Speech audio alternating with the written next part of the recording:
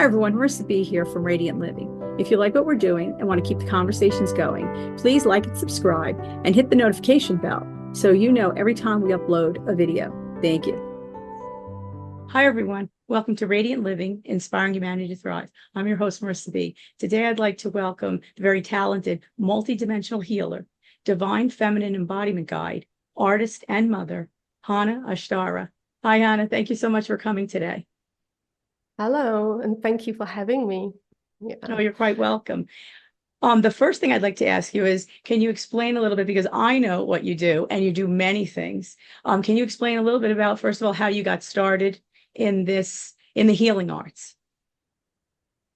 Gosh, so wow, it's been a long journey for me, really. Probably over past 20 years, I guess, like for all of us as a spiritual path.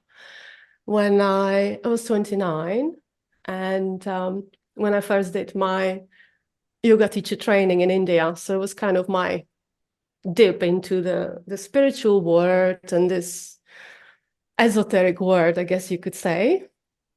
And then I came back and I was just like completely changed. And I was so expanded, and I was like, I couldn't fit into my life at all. It was like I was at university at the time. I was married. I was living in London, and it felt like I had to squeeze myself back into the box. And I did that. And that kind of resulted in a lot of anxiety and depression. Mm-hmm. It's something I haven't experienced until then. I was always just very, easy, optimistic, kind of free-flowing. So there was kind of, I think, kind of initiation in a way into like this path. Mm-hmm. And then I finished university, and then I got pregnant. I had my son at 33. And then I was just, being a mom for, I think it was first 3 years. And then I started having health issues. And that kind of like, okay, it's time to get back to like, there was like the next that you need to get back to where you left from. So, yeah, so that kind of started my proper healing journey, I would say. And at that time, I started a plant-based food blog, as I was kind of looking for, different ways of healing. And I had that for 6 years, Nirvana Cakery. And yeah, that became quite famous. Oh, what a nice actually. name. Yes, what Yeah, a nice name. and Yes, it was kind of more about my soul expression and at the same time a healing journey. So I wanted to bring that arty side as well into it. So I did that. And then I also was working for a yoga brand as a marketing manager. And that was kind of, so it was in that word again, in that yoga word and the kind of, healing, spiritual word. So that kind of brought me back into it. And then I started working with a healer and I started tapping into healing my past lives that they were coming through. So that was kind of, and that's the first time I heard someone speaking light language. I was like, what is that? It was like so powerful. And that's like now looking back, I don't know, maybe, 6, 7 years or something. So it's been quite a long time. And, she was here and she said, this is what you're gonna do. I was like, oh, I don't know. It's like, I have no idea. So, but, every time I had this healing, it was such a deep integration and things started coming up to me, memories, visions from past lives.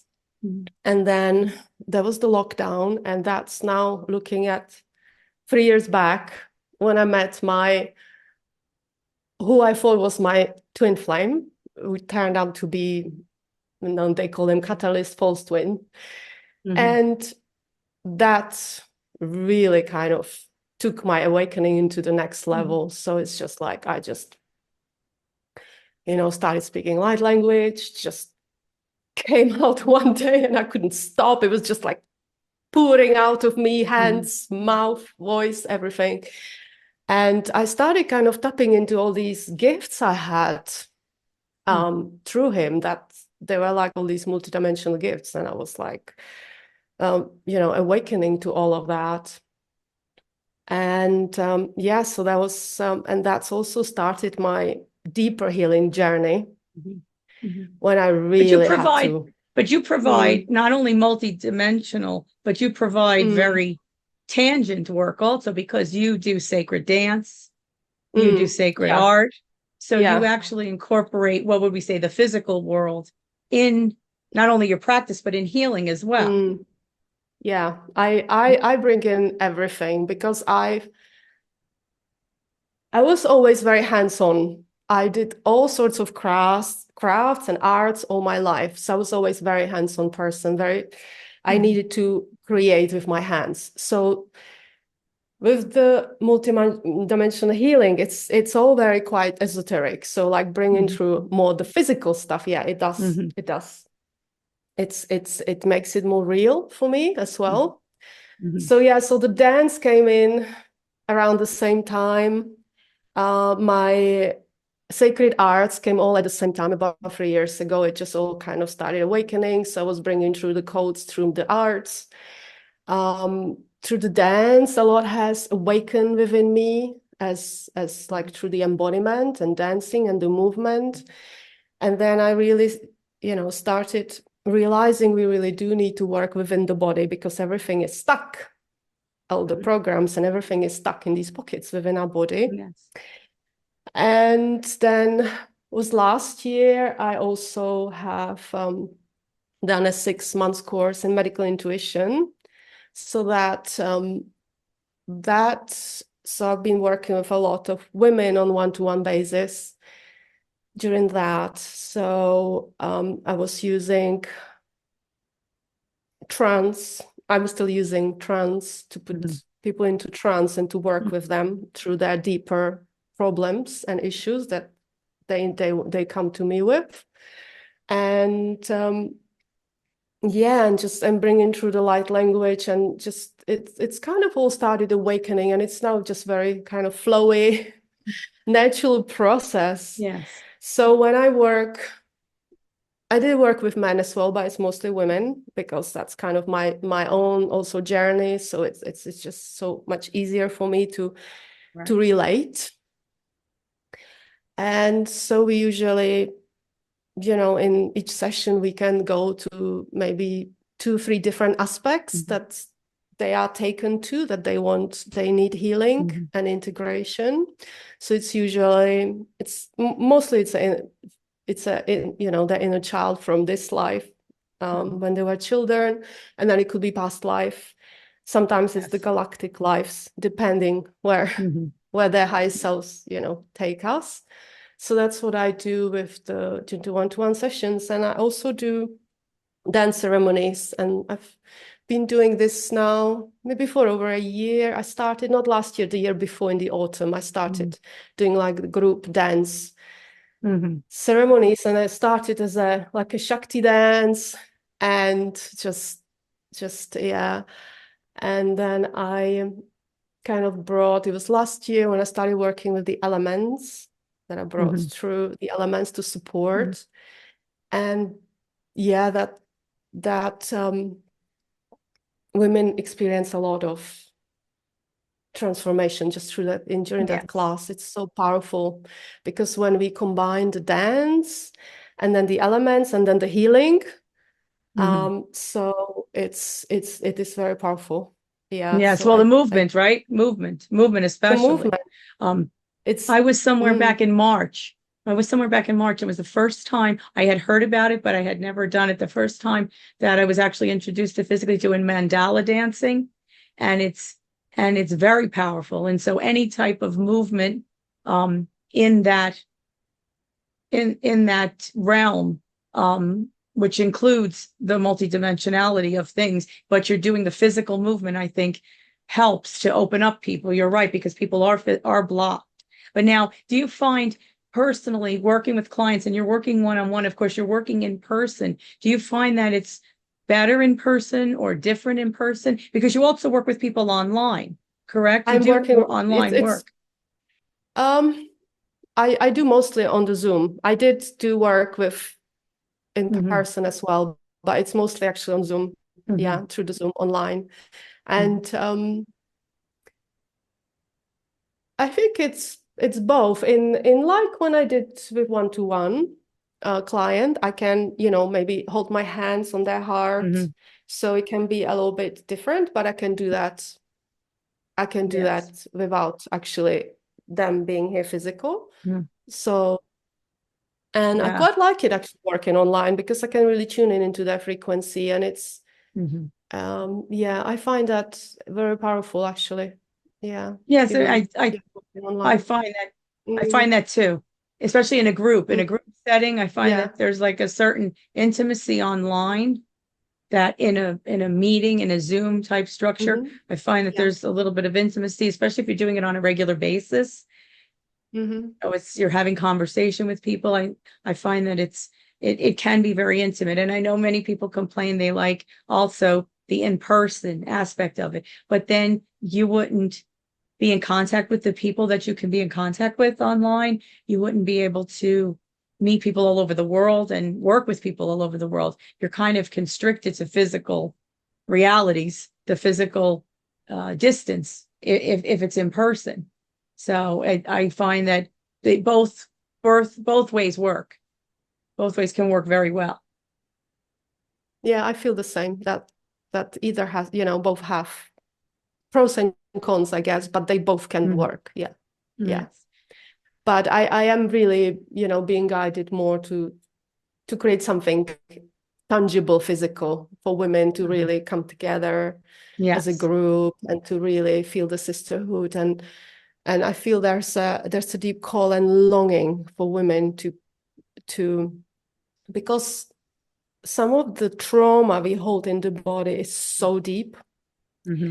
And if you can physically hold someone through it, I feel that could go deeper and really let it go, release it, especially if they are also new to this work. Like if you've been doing this work for a long time or longer, or at least, 2 to 3 years, and you can hold yourself to move the trauma through the body, then it's okay. But sometimes you just need someone there. It's the same for me. Some of the traumas, I need someone holding me. So, my kitten, she's really holding me. If something really heavy needs to move through, it's just like someone being there, right? So, yes. Our animals, it sure. helps. It helps. Our it pets. helps. So so you just can the calming, right? Yeah, the calming effect. Yes. Now you're located where? I know you're in England. I am in England, but I'm originally from Czech Republic. And I am now in Cotswolds. So it's a countryside in England. But I lived a long time in London, and I came here. It will be 3 years in August. Yeah. So it was a big quantum jump of leaving a long soulmate marriage and selling my blog at that time and coming here. So so it's been a big change. And I have to say, I've done a lot of growing up these past 3 years. Now, why did you sold your blog to someone? You sold your blog, so it still exists, but you sold it. Still exists. Why did you do that? You did it when you moved. Was it because you were moving? I did that. Several reasons. It wasn't fulfilling me anymore. At that time, I felt I wanted to move into the spiritual work, working with women at that time. And also I needed funds to move because at that time I didn't have any work. The only income I had from my blog. It was during COVID and it was during lockdown.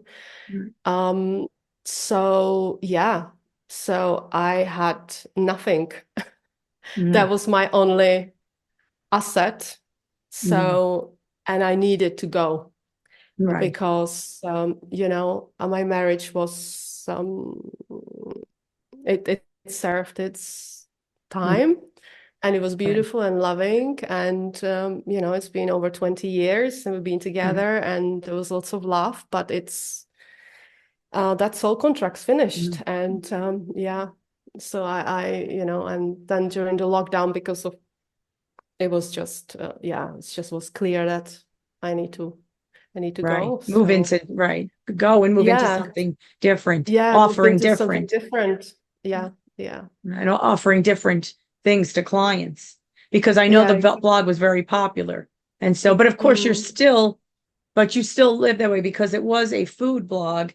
It was a vegan food blog, right? It was yes. Yeah. To be honest, he's taking good care of it, the person who bought it. But I feel that I like to buy it back at some point and use it for my new project, which is your Earth project. Yes, Yes. Can you tell us, can tell the audience a little bit about that? Yeah, it's the Garden of Eden Earth project. That's that's something that came through as a soul mission maybe a few months ago at the beginning of this year. But it's something that I've been talking for a while with my sisters to create community, because it's more and more difficult for us to live in this society. And I don't know if you find it, but when you on this path of the awakening and you really wake up and you take a lot of red pills, it becomes very hard to live in this society. So that's something that's a longing that I feel from a lot of us, to go and create a new community, a new way of life out of here, like self-sustainable, with heart-based, like-minded, beautiful people that they want that life. So that's came true. And what also kind of sparked this is because I have visions of myself creating these civilizations in different planets and galaxies, even on Earth. I know I've done this before, so I know I can do it. It's a very deep knowing. And it's coming very true. It's coming from very depth of me and from my soul, and that I feel I really want to birth this, and I know I can. That if there was not a possibility, I wouldn't have this desire. And I already know, there's a lot of people, they want to get involved, become involved. Yes. Yeah, and since I started talking about it, people started coming through, telling me about the lands, and I've already had like calls with women, and I was talking to this beautiful lady who lives in Peru, and there's this beautiful sacred land near Machu Picchu. So and it's another lady coming through with a land in Hawaii and Derbyshire and in England. So there's like there are a lot of people, because I just joined somebody. I just joined someone. She's doing an earth-based project in Italy, and she started this probably 2 years ago, and so she has like an earth lab that she does online now. But I believe that that's kind of her mission too, that she wants to start that type of community. In fact, I met her from another organization, and I'm supposed to have her on the show to speak, but she's so busy because she too was doing a lot of different things before. But I also know another person in Wales that is looking to do this, moving to Somerset, England, trying to do the same thing. So I see that it's happening more and more. And I personally, here on my own land, I do the permaculture. So we're actually attempting to live more of, not that we have a lot of land, but from a personal standpoint, we're growing our own food and learning to live a little bit more close to our land and close to our area. Because I'm in the United States, and sadly, the food source and the GMOs and the chemicals that Europe doesn't necessarily have, they have here. And we wanted to try to stay away from that and to know where our food sources were coming from, where our supplies were, and live more of a plant-based life. So not that we don't use animal products, but trying to stay away from them more and more. And if they are animal products, want them to be locally sourced, that we know what's happening. And if they're being free range and grazing free rather than factory farmed. But we are doing more plant-based, introducing that more and more. So we don't have a lot of land, but we are growing organically on our own land. And so I am finding that more and more people are trying to do that as well. They may not necessarily have the mission that you have, because that is a big undertaking to make a larger environment for people, but they are trying to live off the land. And I'm assuming that now, because you're in the country, are you growing a lot of your own things in the country currently? Not at the moment, actually. Because I'm renting, so so not at the moment, but I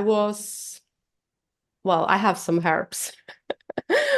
But I was brought up for growing our food, actually. Yes. So I was brought up in a countryside, so I had that life. So I was doing that until I left for England at 19. So we had fairly large land. So we had like even potato field and lots of fruit trees and vegetable patch. We had a greenhouse, so we grew most of our food, and we had chickens and rabbits. So I'm kind of doing lots of foraging. I was quite so I'm used to it. It's something that I know, and I've been brought up to. And then when I moved to London, it was just all very like, what is this?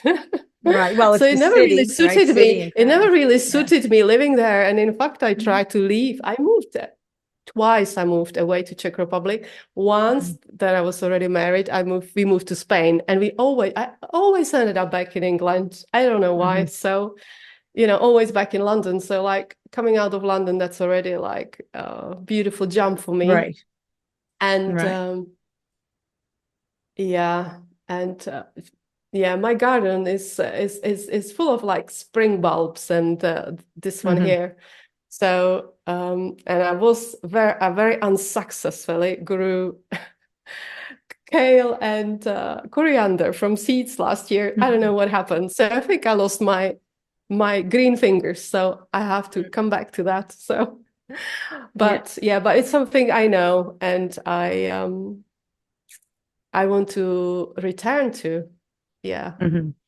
And so but of course, having a larger environment where multi families are living, that land is more conducive to growing in community. I mean, I know that there are a number of them out there. I definitely see this. It's kind of, this project is kind of downloading through me in a way, in layers and pieces, as kind of most of the things, as we kind of keep moving in spirals and different layers kind of are being revealed. So I see it very much as a communities all across the earth, and they support each other. So I would so obviously because of the different climate, exactly. we grow different foods, different, each land community will have different requirements, and that way we could support each other, if we can't kind of make it in the most sustainable way possible, so we don't have to be shipping things from one end to another like we do. True. So there is so much to question. Right, but sharing communities side by side locally is an easier way to transfer goods. Yes, if the communities are closer to one another, which pockets can do that. Because there's like, because now we're just shipping things from one end to another, and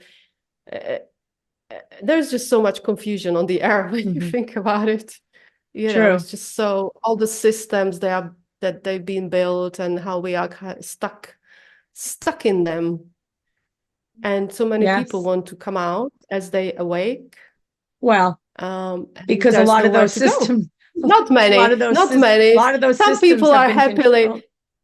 Yes. some people are happily Well, enjoying the Matrix life and all the goodies. yes, maybe. Well, maybe because sometimes it's fearful to think of the alternative. So it's easier to go along with things than to awaken, because it is fear. It is frightening. Yes. And we know that many of these systems have been created for control. So, and they will try all the harder to control when many people are pulling away. So, but it's happening. I call for the revolution every day. I call for the revolution, hoping that everyone will wake up. Wake up from the nightmare.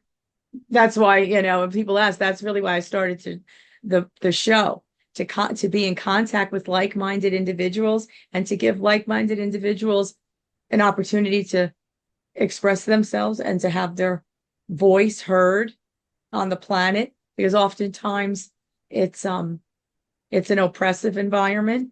So especially for many women, I've been in this type of healing arts for over 30 years. And every time I go to a location and I hear other women speak, and I've heard many women speak, many women all over the planet have been severely oppressed, severely held back, also, many often abused. So I wanted a platform for them to share their thoughts and freely share their thoughts and not be fearful of sharing their thoughts, their beliefs, their plan for the future, right? Their way of bringing peace really to the planet. Yes, I feel, when you really tune into what's still happening, when you allow yourself to see what's actually happening still on the earth, it's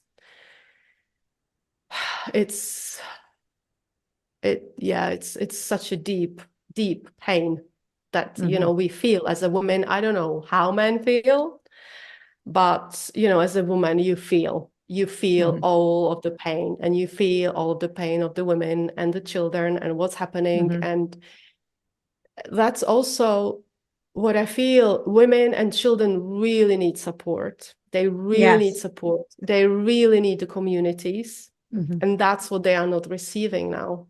Right. In this kind of structures, we live in. And that's why I feel as well, building communities is I don't see other way than just coming together and, building communities, and also offering places to those in needs, especially. And right.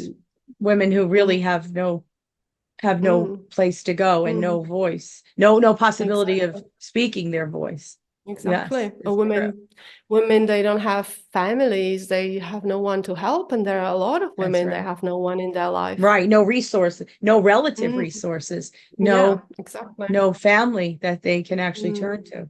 That's true. Exactly. For whatever reason, many have been displaced from war and from famine, and so there's nobody to turn to, and so they need they need a society that helps, really. And what I see as well is the health, the happiness of women is connected to the health and happiness of the earth, because we are her expression. So as long as this, plummeting of the earth and of women is happening, there is not going to be peace. There is not going to be balance and abundance. And the reality is that it can be. It's something that's something so simple. There really, everything is abundant and there is no scarcity, and everyone should have the right to have and to flourish. And there shouldn't be a reason not to flourish.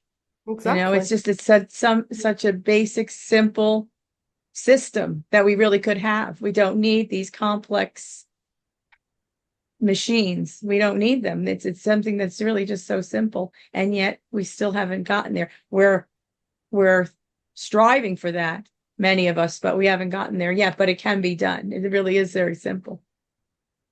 It And is it's simple. true that to offer, especially women and children, the opportunity to be around others that are of a like mind and others that can help. I mean, I think what you're doing is wonderful. And I know that you offer so many different services to clients, and you're actually grouping it all together in this multidimensional way. And I find the light language fascinating. The first time I actually heard it was I went to an event probably now 5 years ago, maybe 6, and someone was speaking a light language there. And that was the first time I ever heard of it. Can you explain a little bit about it? When did it start for you? Because you said it came out of nowhere, that it began to be downloaded. It started kind of awakening at the beginning of the lockdown, but I kind of pushed it away because I was like, this is just strange. And then, as I said, it just one day, it just came out. I was dancing, and suddenly I just started speaking it, and my hands were going and my mouth, and I was like, and I could not stop it for about an hour. It's like, what? And then the day after, I sat down in meditation, and I was like, right, do it again. And I recorded myself just to hear what I was saying, and it just sounded it sounded a little bit Hawaiian to me, and then after that I did started speaking a lot of different kind of light languages that kind of were coming through. But then, as I was deepening into it and healing and moving through all the distortions, they are out there, and this awakening journey, and finally finding again myself in my heart, in center, in my connection to my highest self, to God, and becoming a very clear channel. So now it just comes through as my soul language. And of course it carries language through my different aspects. But it comes through, it's just as the language of my highest self. Now, do you record it through my heart?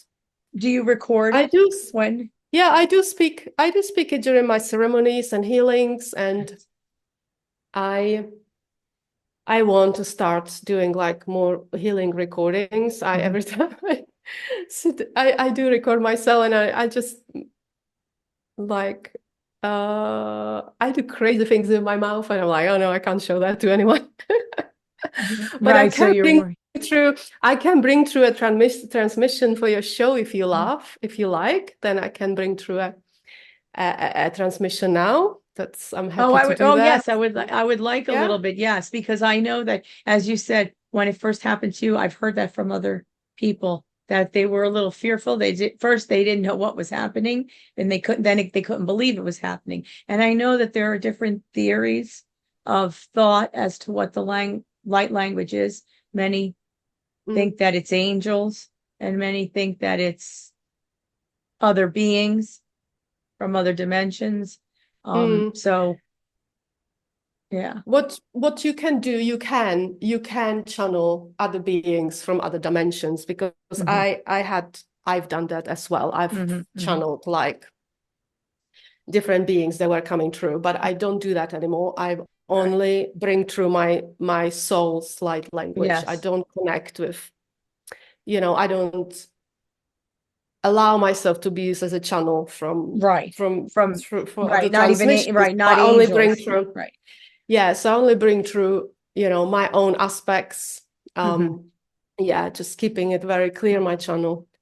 And although I do get a lot of my elven aspect, like a lot of the elven light language comes through.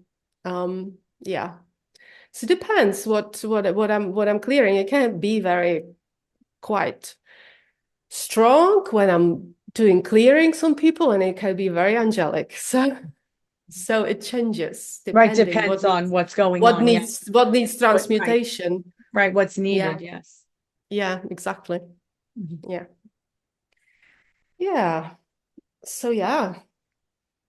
Okay, so let me just connect. Sorry, I've got my kitten lying on me here, so sit. Okay.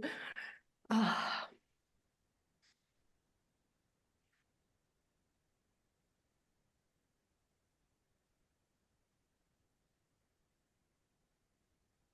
Jiwa sa hiwa hayasia, chikwasa sa hiwa hasa wahayasia, jiwa sihuasa. Jiwa hasa saya hua hasa saya hua, jiwa hasa hua. Susua sia jiwa hasa saya hua sisia hua, jiwa. Sia waha sisa hua, iwa hasa sa jiwa hasa hua. Iwa sisia waha sasa jiwa. Hua sia husa sa jia hua sisa hua hasa. Iwa sisa hua isisia hua ha jia hua sisa hua. Iwa ha sisa jiwa ha sisa hua sisa jia hua. Iwa sa sia hua sa jia hua sisa hua. Iwa sa hua sa ya jia hua sa hua. Iwa sa ya hua ha sa jiwa ha.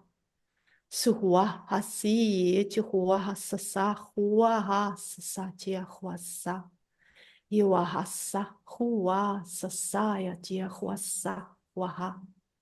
Siwa sa hua sia hua sa jihua. Saya hua ha sa haya hua jia hua. Sia sa hua sa saya si hua sa waha. Jiwa sa hua sia sa. Hua sa haya wa sa jia hua sa. Iwa ha sa ya jia hua sa. Sia hua sa ya sa hua sa. Jiwa sa ya sa hua sa hua sa. Iwa ya hua sa jihua ha sa hua ya sa hua. Iwa ha sia wa ha sa haya wa. Jiwa sa hua ya sa ya hua sa hua jihua haya. Sisaya sa hua jiwa sa hua sa jia hua sa. Iwa sa hua sa jiwa sa wa jiwa. Jia hua sa. Jiwa. Sia hua sa hua. Jiwa sa hua. Waha. Jia hua sa hua. Jiwa.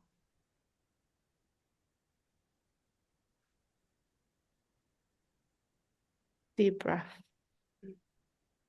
Jia hua sa hua. Jiwa.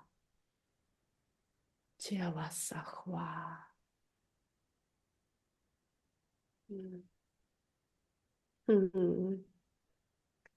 Thank you.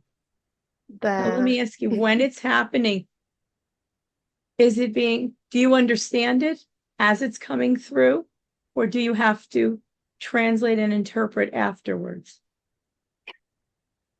Usually I get usually I do understand it if it's for someone, so I kind of know what's coming through. Often I do also bring through English words in between, so it depends.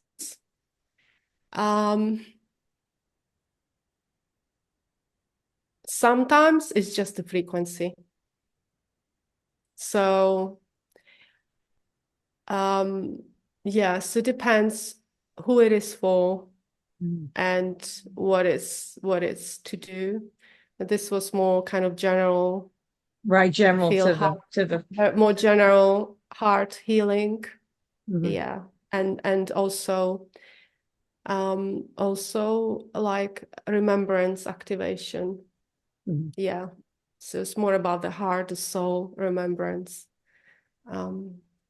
Yeah. I think this is the first time that I've heard, and of course I haven't heard many people because not that many people speak like light language, but this is the first time I heard that it's aspects of yourself or your higher self. Mostly I've heard that people say it's either other beings or angels, that it's not necessarily them. But I think that maybe our aspects of ourselves or our higher self or our spirit self might make more sense to some people. I feel it's about intention. I feel everything is about intention. Because you can channel anything really if you like. So it's about intention, what you want to bring through and what you want to open to as well. But I kind of learned the hard way as well, not to really use any intermediaries, because I don't need to, I don't have to, because using different beings means an energy exchange. And if they are coming through you, they want something from you, so it's not necessary. You can go straight to source and just stay in your own channel. So I think that's where a lot of people get burned at the beginning when they wake up. Like when I was at the beginning of the lockdown, I had, when I started awakening, as all these beings started coming, and I had never forget that moment. It was Goddess Sekhmet. She came through. It was fire everywhere. She made such an appearance. I was like, what? I didn't even know who she was. I had to Google her. She introduced herself, but I was like, see, I don't want anybody. I'm busy. I'm too busy. Or I don't want anybody else sharing me to give me more work. And and you don't know how much distortion, who these aspects are. And there is, especially with the Egyptian goddesses and gods, it's so much distortion. I don't want to go in there. I did that. I've done that. I connected with those beings, and I don't do it anymore. I just go straight to source. I connect to the earth. I connect to my higher self.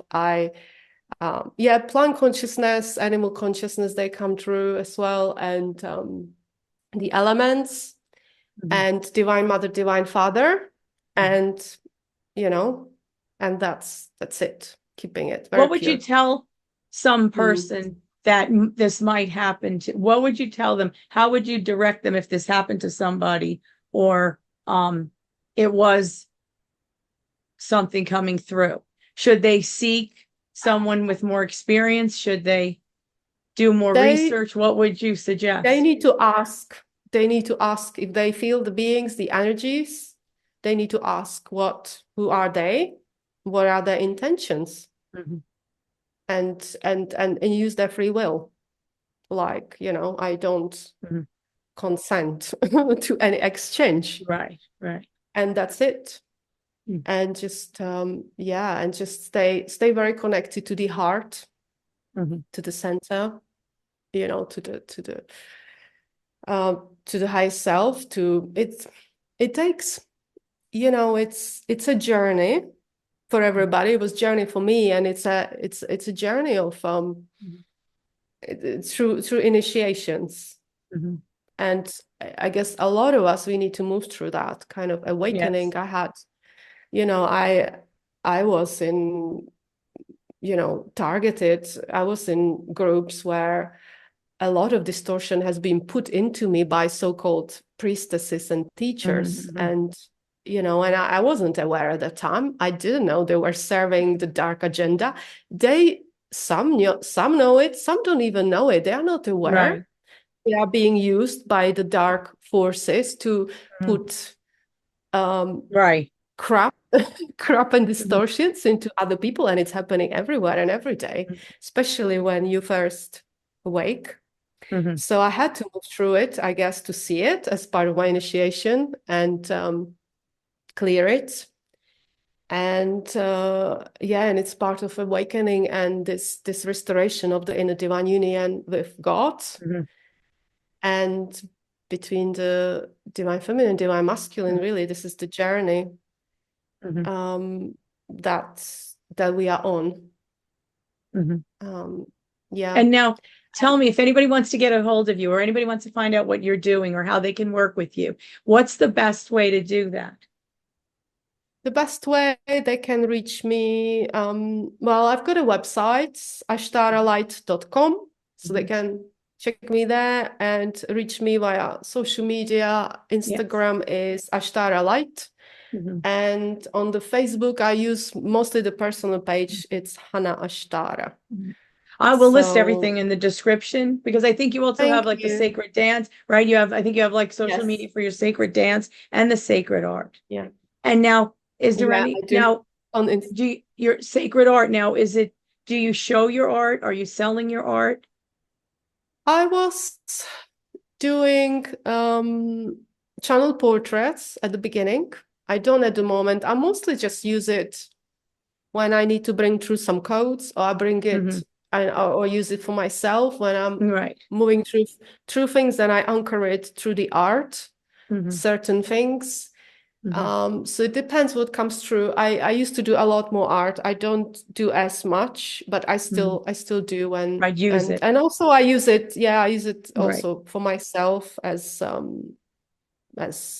like tools, higher vibrational artwork, and to bring through the codes for healing as well. Yeah. Well, I definitely will list all that information in the description. And I do want to thank you so much for coming on, because I know it's a different time frame for you. It's late in the evening there in Britain. So I want to thank you, Hana, for coming on. I so appreciate it. It was wonderful to hear just a little bit about what you're doing. I advise everybody to check out your website and to see your social media postings and see exactly what you're doing.